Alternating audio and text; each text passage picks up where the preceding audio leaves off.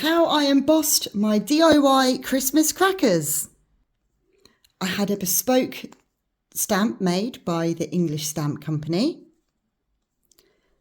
I'm using the Versamark watermark stamp pad in clear for this one. Get yourself a heat gun. Again, this one's from the English Stamp Company. I'm using white embossing powder for this one. Get yourself a piece of card with a fold down the middle. I'll explain why you need this later. Make sure that the card that you're embossing on is nice and clean and there's no oil marks. If you've got anti-static powder, then this is a time to use it. I don't have any, but I do have a cotton bud.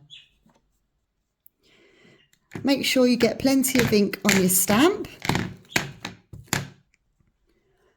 Line up your stamp where you want it, and you need to do it quick and fast because my one has got quite a lot of text, and if you do it too hard or too slowly, the ink can run.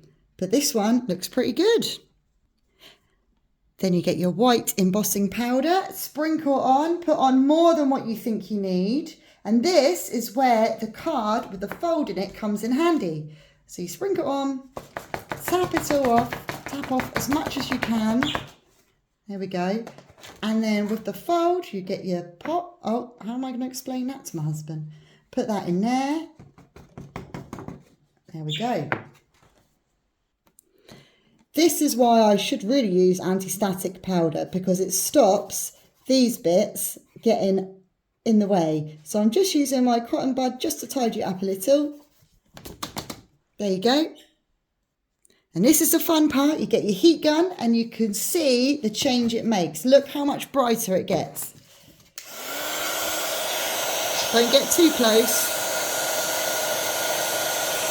But as it warms up, you can see it's starting to bubble up, get much brighter. Look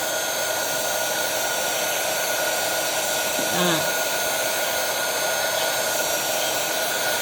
There we go. And then I like to put a little bit on the back just to make sure it's warmed up completely.